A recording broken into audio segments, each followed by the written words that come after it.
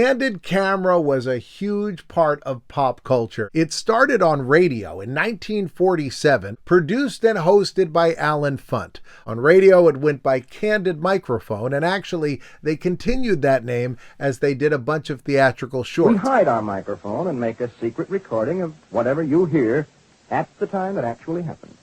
The man with the hidden microphone may even get around to you someday, but don't bother looking for him, because you'll never know when you are talking into the Candid microphone. They moved to television in 1948 with Candid Camera. Now, this was the very first ever prank show on television, and actually, it was the first reality show ever on television.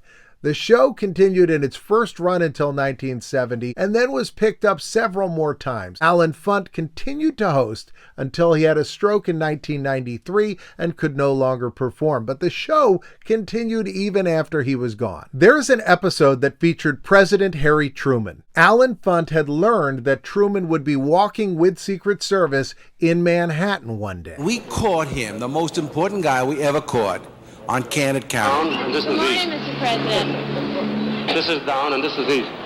Wasn't that Harry Truman? So they set up a prank with a van with a camera to follow the President of the United States. Meanwhile, they had a competitive runner who was standing on the corner, and she would say hi to the President as he passed by. This way. Good morning, Mr. President. This way.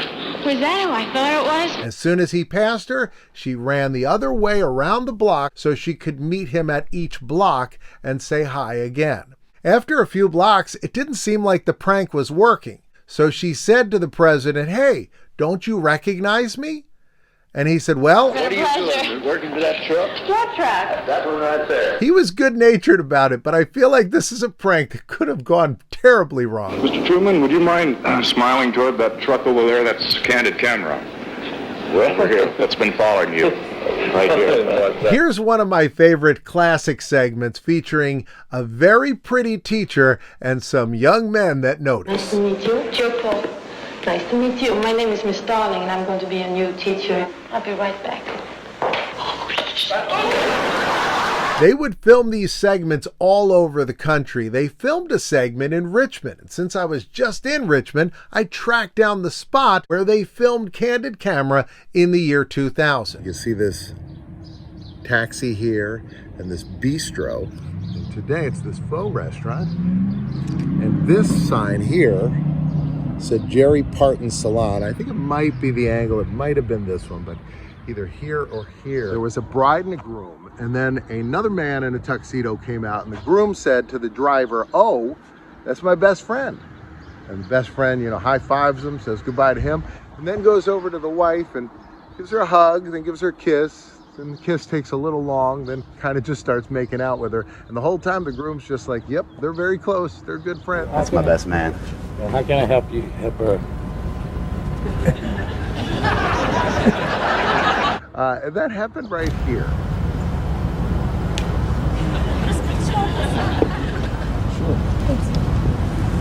The reactions of the cab drivers were very funny. He's my best friend in the whole world, you know?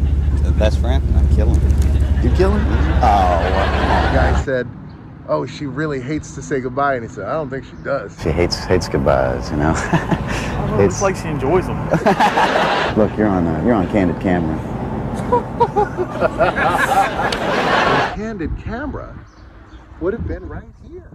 The show continued running until 2014, often starring Allen Funt's son, Peter Funt. They would often prank celebrities. They did a prank on Mr. Rogers that didn't work out. Is that the television? No, it normally goes right here.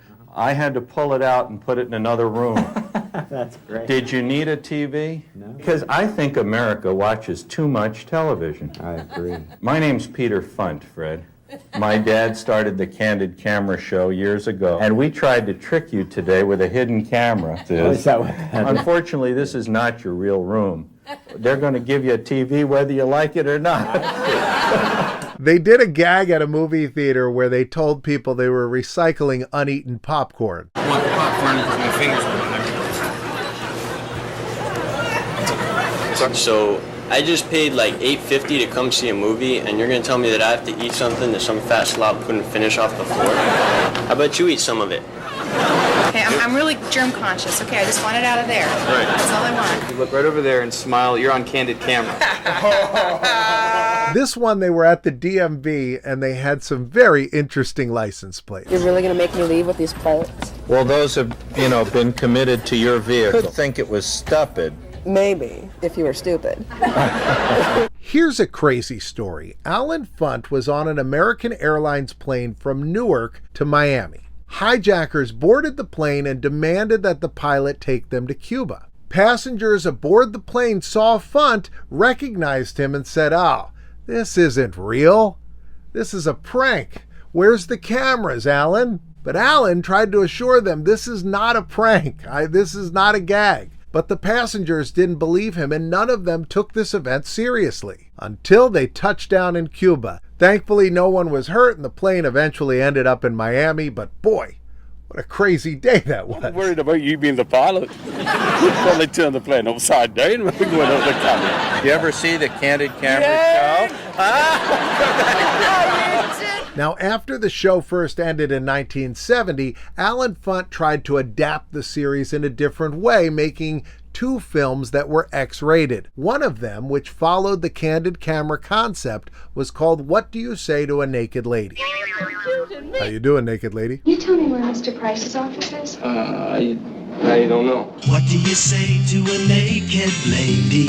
In the 1980s, when VHS was taking over and more people were looking for things a little more risque for their home, Allen Funt had a comedy idea. He took the Candid Camera format and made an adults-only version called Candid Camera. Oh, you like that one?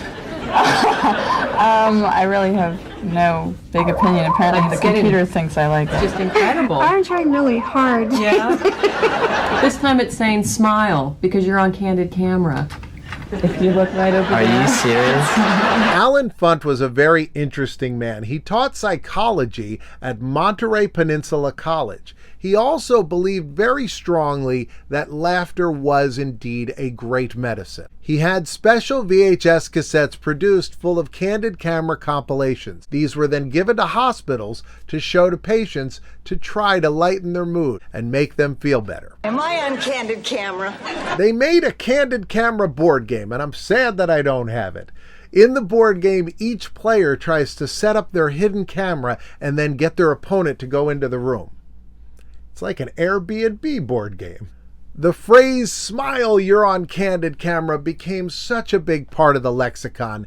In Philadelphia, they used it to get people to pick up trash, figuring if they thought there might be a camera here somewhere, they'd pick up after themselves. It also plays into the plot of an episode of Knight Rider. We're gonna be on Light Industries Candid Camera. Do you remember the movie Twins with Danny DeVito and Arnold Schwarzenegger? It's not Junior. Junior's the one where Danny DeVito got Arnold Schwarzenegger pregnant. With everything I've got in me. Stop it! No, I don't stop it. I want my babies.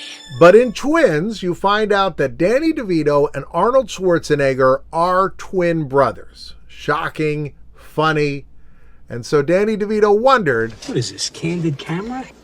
I love that classic entertainment. I love classic television like that Candid Camera. Those early days of television were just great because they were all figuring out what they could and couldn't do. I mean, I don't think anybody today would be like, hey, it's going to be a primetime sitcom about a talking horse named Mr. Head. Hello. I'm Mr. Ed. I love Mr. Ed. I actually dug into the history of Mr. Ed. It was based on an adult series of articles in like Esquire magazine. Really grown-up stuff.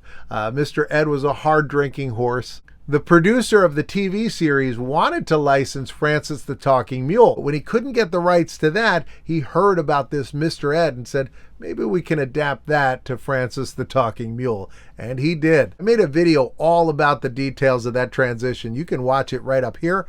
Otherwise, YouTube says this is what is best for you. You could choose either one because I'm in both. And I'll see you next time.